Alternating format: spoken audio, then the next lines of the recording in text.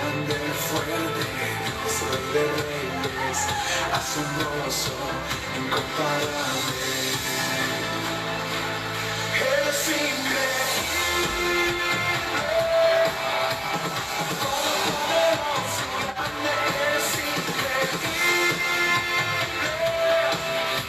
Resiste las tinieblas, Cristo exaltado estás.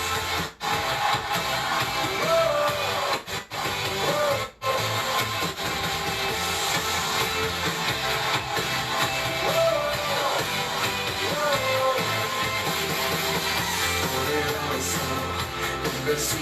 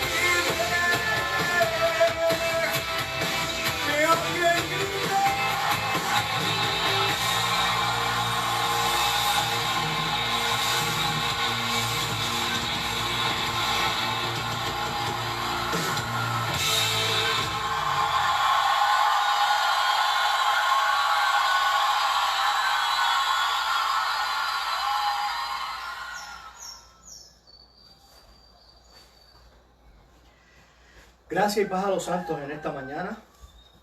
Somos la Iglesia Pacto de Gracia, que estamos ubicados en la carretera 651, kilómetro 2.6, barrio Atoarriba, sector El Juncos, al lado del taller Padró y de San Luis Pain Center. Nuestro teléfono es el 939-777-5826. Estamos de fiesta. Hoy es un día maravilloso, un nuevo día que el Señor nos ha regalado.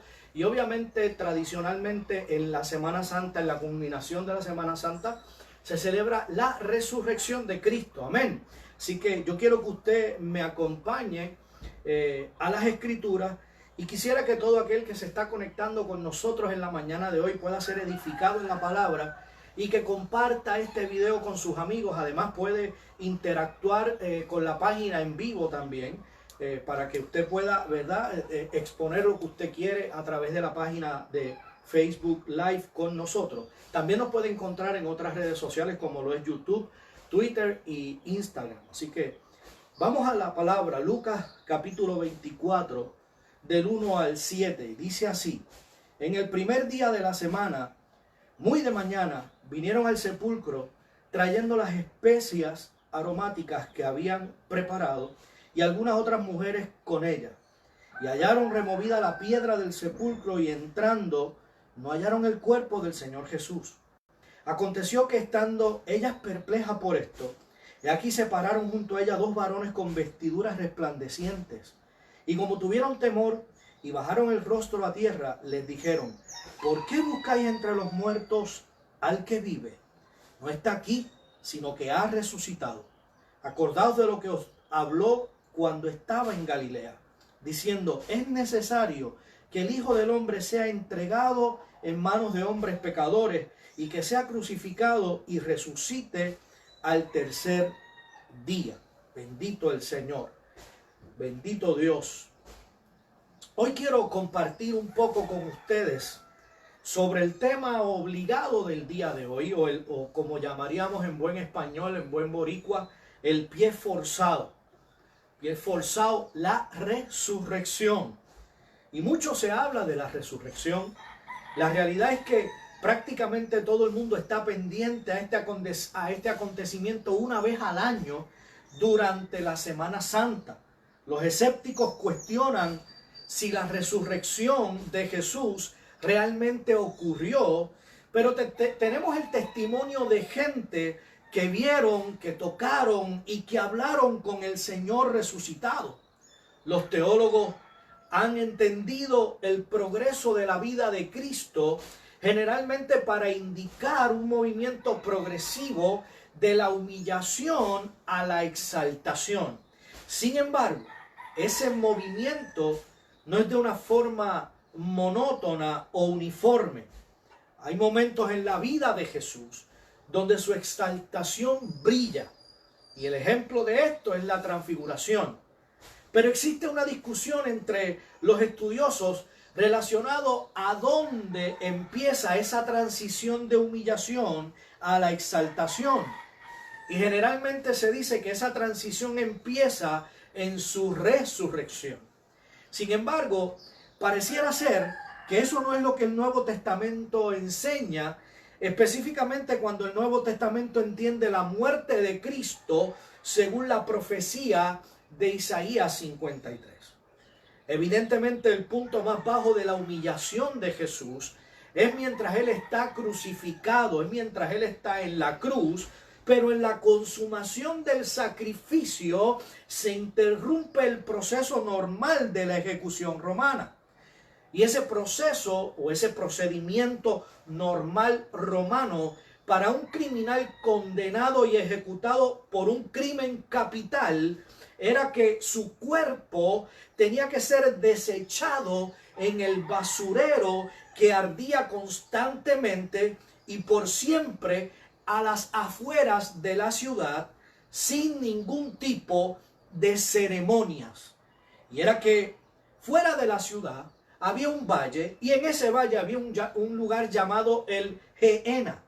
Y el Gehenna estaba asociado por el pensamiento judío al infierno, describiéndolo en términos simbólicos como un lugar donde el gusano no muere y el fuego nunca se apaga.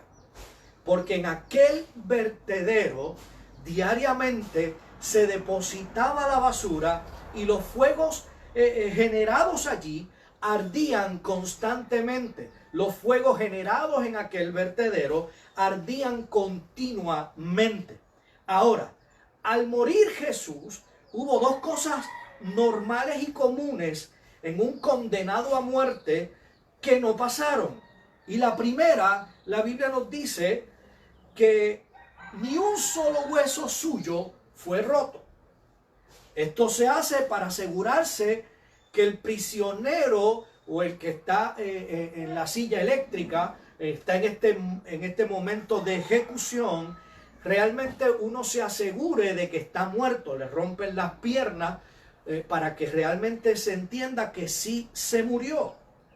Número 2, y al cuerpo de Jesús no se le permitió ver corrupción. Unos seguidores de Jesús intervinieron para que su cuerpo no fuera tirado al Gehenna, en el vertedero de desechos ardientes, donde el fuego no se apaga, ni el gusano nunca muere, sino que pudieran dar a Jesús un entierro apropiado. Y Pilato les concede la petición.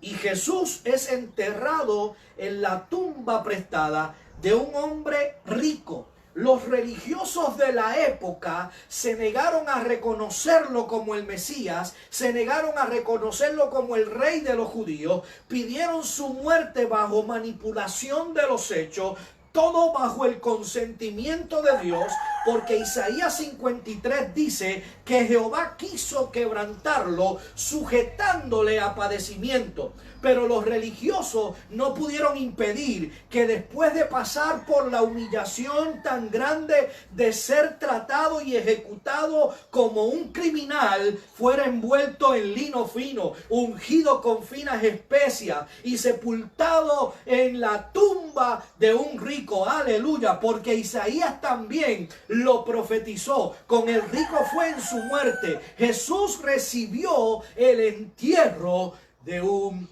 rey. ¿Qué cosa? Se suponía que cuando moría en una cruz, cuando moría como un criminal, no podía haber ningún tipo de ceremonia y había que echarlo, tirar su cuerpo al vertedero. Sin embargo, eso no es lo que pasa con Jesús. Jesús recibe el entierro de un rey. Y de esta forma pequeña empezamos a ver la transición de la humillación a la exaltación en las circunstancias que rodearon el entierro de Jesús. Pero este detalle para nosotros pasa desapercibido y hasta casi sin importancia, porque la siguiente exaltación, que es la manifestación resplandeciente de la gloria de su resurrección, es tan magnífica, de una magnitud tan brillante, que nos opaca el detalle.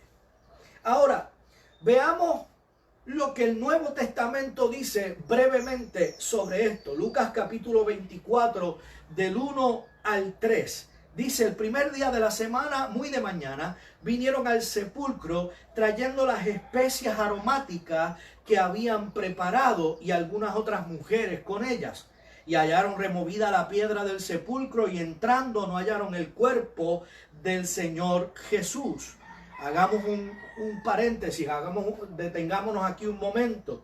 Es importante entender que la fe de la iglesia en la resurrección de Jesús no se fundamenta en argumentos sacados por un cuerpo perdido. La fe de la iglesia en la resurrección de Cristo no está basada en que un cuerpo se perdió y que no, entonces nosotros tampoco se basa en que nosotros tengamos a las mujeres yendo a una tumba vacía y que eso nos haga suponer la única razón que explica el hecho de que la tumba estuviese vacía es que Jesús haya resucitado. O sea, el cuerpo se perdió, unas mujeres dicen que la tumba estaba vacía y nuestra fe como cristianos se basa basa en lo que en esos dos hechos nada más. No, nuestra fe no descansa en especulaciones, sino en lo que la palabra de Dios dice. Nuestra fe descansa en el testimonio de la Biblia. Nuestra fe descansa en el testimonio de los autores del Nuevo Testamento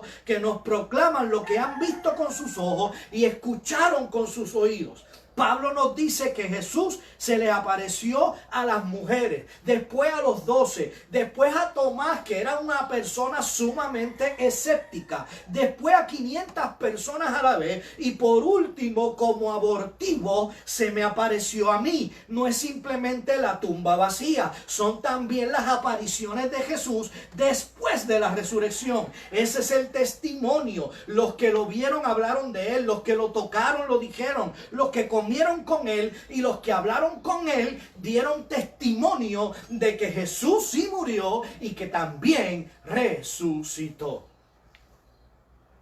Ahora, en el relato de Lucas, hasta ahora, todo lo que hemos leído es un texto donde descubre que hay una tumba vacía.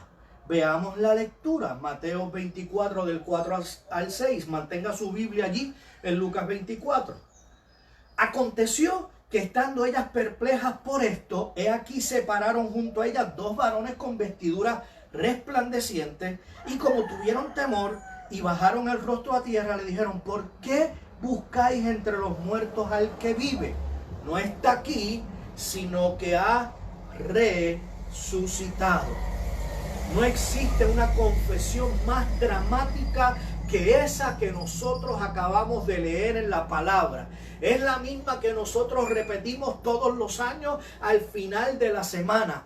Ha resucitado, aleluya. Entonces el primer anuncio vino de los ángeles de Dios. La fuente de este mensaje fue Dios mismo. Dios envió unos ángeles para que dijeran el mensaje de que su Hijo Jesucristo, el Cordero inmolado desde antes de la fundación del mundo, ha resucitado. Lucas 24, verso 6. Acordaos de lo que os habló cuando aún estaba en Galilea, diciendo, es necesario que el Hijo del Hombre sea entregado en manos de hombres pecadores y que sea crucificado y resucite al tercer día. Entonces ellas se acordaron de sus palabras y volviendo del sepulcro dieron nuevas de todas estas cosas a los 11 y a todos los demás. Era María Magdalena y Juana y María madre de Jacobo y las demás con ellas quienes dijeron estas cosas a los apóstoles. Mas a ellos les parecía locura las palabras de ellas y no las creían. A ellos estas palabras le parecieron como un disparate de estas mujeres. A ellos le parecieron algo que no podía ser. Y obviamente no creyeron en aquel momento, no creyeron lo que las mujeres le estaban diciendo.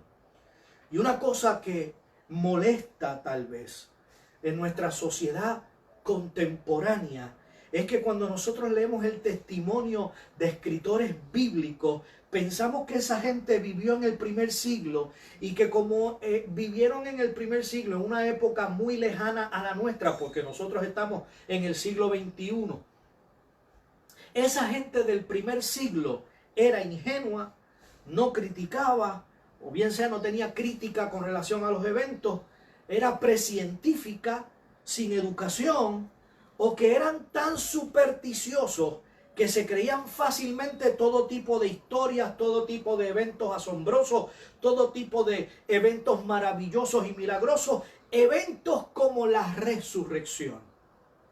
Ahora, quizás ellos no eran más supersticiosos que nosotros.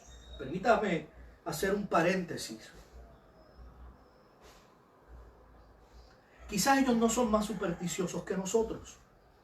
Porque yo les aseguro que ellos en el primer siglo no tenían periódicos publicándole diariamente el horóscopo. No tenían internet para dejarse influenciar por todo lo que encuentran en internet. No había una filosofía de la nueva era que los impresionara. Es más, yo le voy a decir algo. Hasta los que profesan ser cristianos, y no quiero ofender a nadie, sino quiero que en esta mañana usted pueda crecer y madurar en el Señor y podamos trascender de donde hemos estado y de las cosas que hemos estado practicando. Vemos cristianos hoy día enviando mensajes en cadena para recibir una bendición, para recibir un milagro, y te piden que no rompas la cadena, que se lo envíes a 10 más, y esos 10 se lo tienen que enviar a otros 10. Están pidiendo a través de unos mensajes que una bendición les llegue, que compartir un mensaje en cadena es el medio para que Dios se manifieste en la vida de él o en la vida de ella a través de un mensaje en cadena. Vemos cristianos usando la Biblia como la galleta de la fortuna, buscando versos para acomodarlos a las circunstancias presentes. Yo he visto gente decir que Isaías 26:20, que dice: anda, pueblo mío, entra en tus aposentos, cierra tras ti tus puertas, escóndete un poquito por un momento en tanto que pasa la indignación, como si ese texto estuviese haciendo una predicción de lo que nosotros en nuestros días estamos viviendo a raíz de la pandemia.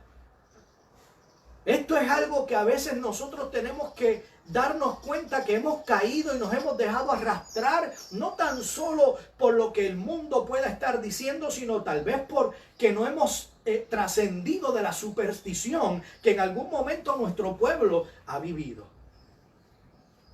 Sacar un texto de contexto es usarlo como un pretexto para poner algo allí que la gente pueda entender y creer que lo que yo estoy diciendo es cierto. Nosotros tenemos que leer lo que la palabra dice. Y tenemos que mirar su contexto, y tenemos que mirar su contexto histórico inclusive. Pero amados, que alguien resucitara en aquella época era tan raro como en la nuestra.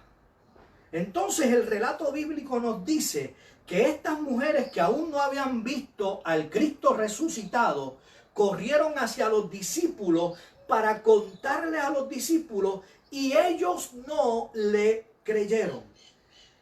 Y aunque les parecía increíble la historia de estas mujeres, tampoco la podían descartar.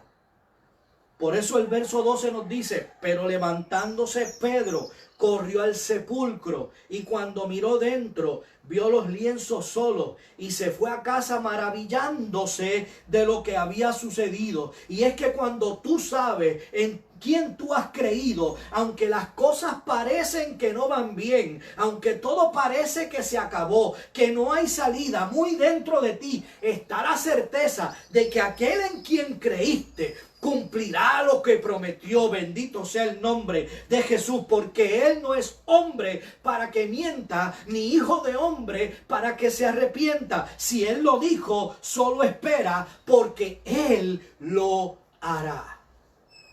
Ahora, Lucas continúa con una de las historias más fascinantes de la resurrección, y solo lo encontrarás en el Evangelio de Lucas. Lucas capítulo 24, vamos a ver los versos del 13 al 16. Y dice allí: he aquí, dos de ellos iban el mismo día a una aldea llamada Emaús, que estaba a 60 estadios de Jerusalén. E iban hablando entre sí de todas aquellas cosas que habían acontecido. Sucedió que mientras hablaban y discutían entre sí, Jesús mismo se acercó y caminaba con ellos. Mas los ojos de ellos estaban velados para que no le conociesen. Fíjense que no dice que Jesús tuviera algo demasiado irreconocible para que ellos no lo conocieran, sino que el Espíritu de Dios veló los ojos de ellos para que no lo reconocieran. Estos dos amigos caminaban de Jerusalén hacia Emaús, evidentemente en un estado de confusión, en un estado de pena por los acontecimientos de la muerte de Jesús.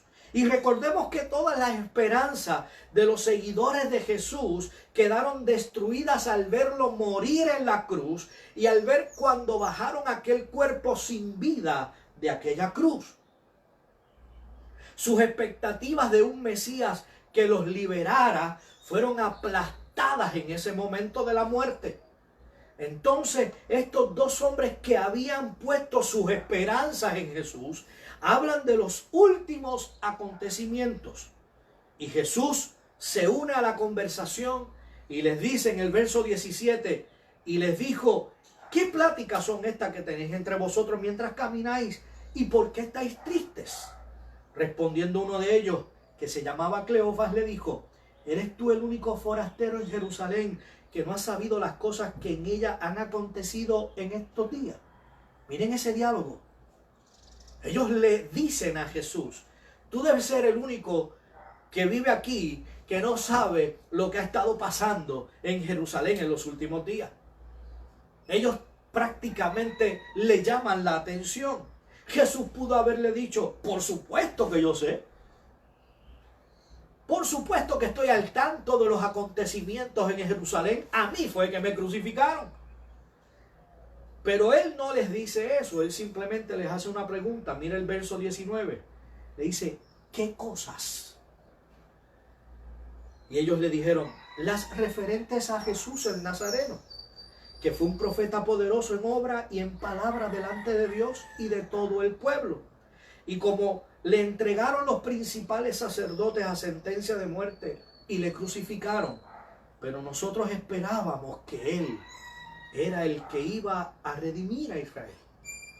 Y ahora, además de todo esto, hoy ya es el tercer día que esto ha acontecido. Una de las cosas más difíciles que el ser humano puede vivir, puede experimentar, es la frustración. Quizás una de las cosas más dolorosas es la decepción. Poner en nuestro corazón la expectativa de algo y que ese algo nunca ocurra. Y eso es lo que estos hombres le están diciendo a Jesús. Nosotros esperábamos que Él fuera el libertador de Israel, pero ya hace 3 días que murió. Esta mañana algunas de las mujeres de nuestro grupo fueron al sepulcro y encontraron la tumba vacía. Nos dieron un gran susto porque vieron que el cuerpo de Jesús no estaba allí. También nos contaron que unos ángeles se le aparecieron y les dijeron que Jesús estaba vivo, que Jesús había resucitado. Algunos de los hombres de nuestro grupo fueron a la tumba y encontraron todo tal como las mujeres lo habían dicho, pero ellos tampoco vieron a Jesús. Estaban emocionados porque aparente y alegadamente Jesús no estaba en la tumba. Estaban emocionados porque algo realmente debió haber estado ocurriendo si Él no estaba allí, pero insertaron allí un pero. Pero a Él no lo vieron. Bueno, las mujeres dijeron que unos ángeles, cuando ellas llegaron allí, la tumba estaba vacía y dijeron que unos ángeles le dijeron que Él había resucitado, pero no lo vieron a Él. Lucas capítulo 24, siga allí conmigo, verso 25 al 27. Entonces Él les dijo: oh insensatos y tardos de corazón, para creer todo lo que los profetas han dicho. ¿No era necesario que el Cristo padeciera estas cosas y que entrara en su gloria? Y comenzando desde Moisés y siguiendo por todos los profetas, le declaraban en todas las escrituras lo que de Él decían. Allí Jesús les dio una clase de literatura bíblica. Comenzó desde Génesis 3 con la formación del polvo a la imagen de Dios. Pasó por el Pentateuco, por el libro de Deuteronomio, por los profetas, pasó por la ley y entreteje todos los hilos de la enseñanza mesiánica del Antiguo Testamento. Y les dice: ¿no leyeron las Escrituras? ¿Sabe una cosa? Mucha de la gente hoy día está celebrando la resurrección, pero lo están haciendo de una manera equivocada porque están pensando en ese evento y todos los años crucifican al Señor el viernes y lo resucitan el domingo. Obviamente porque no han leído la escritura. Nosotros estamos de pláceme, pero no estamos de pláceme solamente la Semana Santa. Estamos de pláceme toda la vida, todos los días de nuestra vida, porque ese resucitado vive dentro de mí. Ese resucitado vive dentro del cuerpo de la iglesia, porque la iglesia es su cuerpo. Aleluya. Y Él es la cabeza. Nosotros vivimos regocijados. Y Jesús le dice, ¿no leyeron las escrituras? ¿No sabían que el Mesías tenía que ser un Mesías sufriente? Jesús le dice, qué lentos son ustedes para creer. Verso 28. Llegaron a la aldea donde iban y él hizo como que iba más lejos. Mas ellos le obligaron a quedarse diciendo, quédate con nosotros porque se hace tarde y el día ha declinado. Entró pues a quedarse con ellos, y aconteció que estando sentado con ellos a la mesa, tomó el pan y lo bendijo, lo partió y les dio. Entonces le fueron abiertos los ojos y le reconocieron, mas él desapareció de su vista. Después de resucitado, Cristo se manifestó por primera vez a ellos al sentarse a la mesa para partir el pan.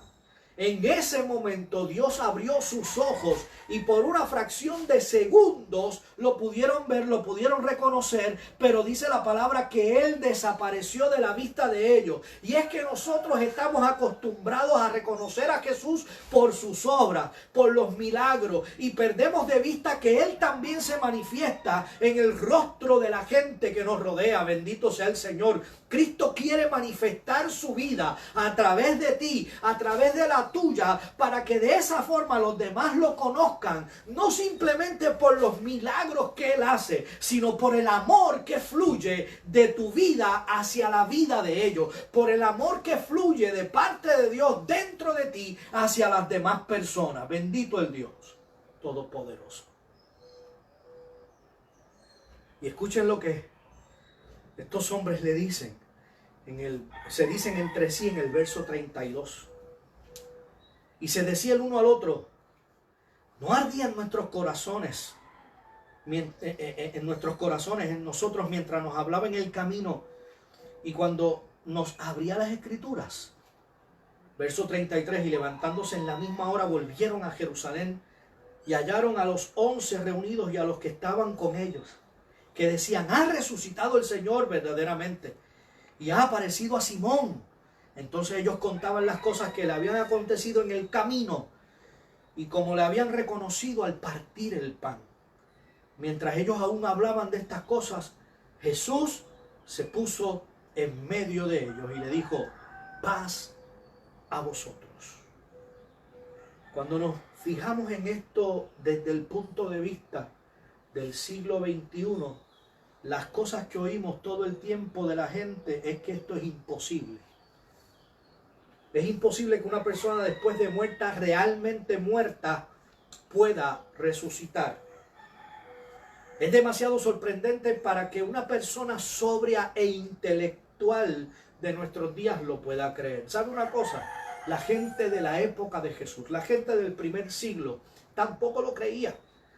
Por eso es que tenía que resucitar después de 3 días, porque si no resucitaba después de 3 días y resucitaba antes, ellos decían que el espíritu estaba por allí rondando, de alguna manera buscando entrar nuevamente en el cuerpo. Ahora, ya después de 3 días el espíritu se iba y no había oportunidad de resucitar. Por eso el resucitar después de los 3 días es lo milagroso. Resucitar después de los 3 días es para que no haya ninguna duda de que realmente resucitó. Pero la Biblia nos dice a nosotros que la muerte entró al mundo por el pecado y que la muerte de Jesús de Nazaret fue impuesta sobre él. No por algún pecado propio, sino por los pecados que él llevó por imputación.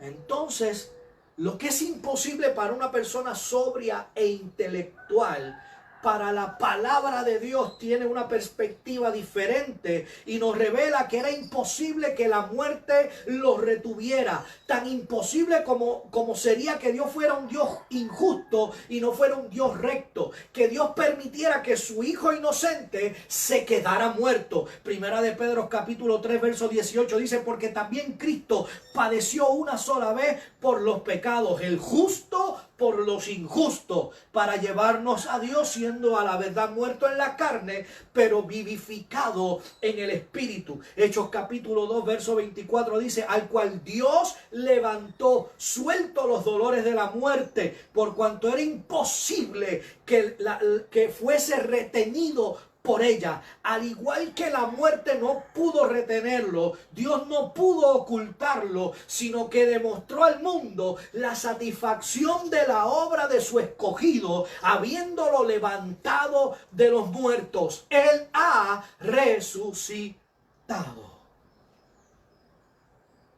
Como Pablo luego declaró a los filósofos atenienses, que esta es la prueba que Dios mismo ha dado de que este es el Cristo y es aquel por quien toda la gente en este mundo será juzgada. Él ha resucitado. Óigame bien, esta palabra es una palabra que transforma tu vida. No es que todos los años muere y todos los años resucita. Lo hizo una sola vez. Un solo sacrificio.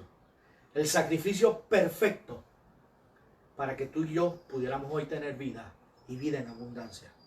Él ha resucitado, dijo el ángel. Y los hombres de Emaús, cuando volvieron al grupo de los discípulos, dijeron: ha resucitado ciertamente, estuvo con nosotros, partió el pan, pudimos verlo, lo pudimos reconocer. Él ha resucitado. Primera de Corintios capítulo 15 verso 14 dice: y si Cristo no resucitó, vana entonces es nuestra predicación, vana entonces es nuestra fe. Si Cristo realmente no resucitó, lo que yo estoy haciendo en esta mañana a través de esta transmisión no sirve de nada, porque entonces vana es nuestra fe, no tenemos esperanza. Pero yo te aseguro que la evidencia bíblica nos detalla que sí, Él resucitó. Nuestra vida está escondida en Dios, en Cristo Jesús. Aleluya. Nosotros podemos dar fe de que resucitó, podemos entenderlo, lo podemos tener en nuestro ser. Aleluya. Y yo quisiera que en esta mañana tú pudieras recibir exactamente lo mismo que te hemos estado predicando. Cristo ha resucitado. Él es el resucitado. Él es el Hijo de Dios, el unigénito Hijo de Dios. Él ha resucitado. Bendito sea el nombre del Señor. Yo quisiera en esta mañana, a los que nos están viendo a través de esta transmisión, si aún tú no has recibido a Cristo en tu corazón, no te estoy hablando de religión, te estoy hablando de una vida nueva, te estoy hablando de un nuevo nacimiento. Si aún no lo has recibido, esta puede ser una buena oportunidad. Allí donde tú estás, no tienes que levantar la mano, no tienes que poner la mano sobre el aparato electrónico por donde estás viendo esto. Simplemente haz una oración conmigo. Padre, te reconozco como mi Salvador. Reconozco que tu sacrificio en la cruz fue completo. Reconozco que el único camino para reconciliarme con Dios es a través de Cristo Jesús. Y en esta hora, Señor, quiero caminar contigo, quiero que tú mores en mí y que de hoy en adelante yo pueda dar testimonio de que Cristo mora en mí. Ayúdame a crecer y a madurar en ti, Señor. En el nombre de Cristo Jesús. Amén. Si tú hiciste esa oración conmigo, te felicito. Has hecho la transición para formar parte de la familia de Cristo. Bienvenido a la familia de Cristo. Así que estamos regocijados por ti. Y en esta mañana no queremos terminar nuestra transmisión sin antes agradecerle a la gente que se conectó con nosotros y a los que de alguna manera hicieron algún comentario en nuestra página: Heriberto Ruiz, Alba Sánchez, Frances Maldonado, Magali Cortés, Miguel Velázquez, Edia Bayón, Carlos de Jesús, Nidia Velázquez, Carmelo Torres, José Rivera, Jonathan Molina, Juan Montijo, Vilmaris Cardona, Armando Albarrán, Yacel Morales, José Vázquez, Neida Benítez, Joel Seda, Aida Rosario, Leonardo Matías, Ramón Ortiz, Vecna Betancourt, Irma González, Carlos Caña. Gracias a todos ustedes que se conectaron con nosotros. Y quiero darle un saludo especial a José Rivera. Fue mi jefe en algún momento dado. Qué bueno que te conectaste con nosotros y esperamos que esta palabra sea una palabra de bendición para tu vida. Así que gracias a todos los que se conectaron. Somos la iglesia Pacto de Gracia, que nos congregamos en el barrio Atoarriba, sector Juncos, en la carretera 651, kilómetro 2.6, al lado de San Luis Pain Center y del Taller Padrón. Nuestro teléfono es el 939-777-5826. Mientras dure el toque de queda en nuestro país, nos estaremos dirigiendo a ustedes a través de este tipo de mensajes, a través de Facebook Live, y queremos entonces que usted esté pendiente a las redes sociales. Cada vez que nosotros podamos entrar y llevarle una palabra de bendición, lo vamos a hacer, y queremos que usted sea bendecido y sea transformado en el nombre de Cristo Jesús. Así que hasta que nos volvamos a ver, bendecidos.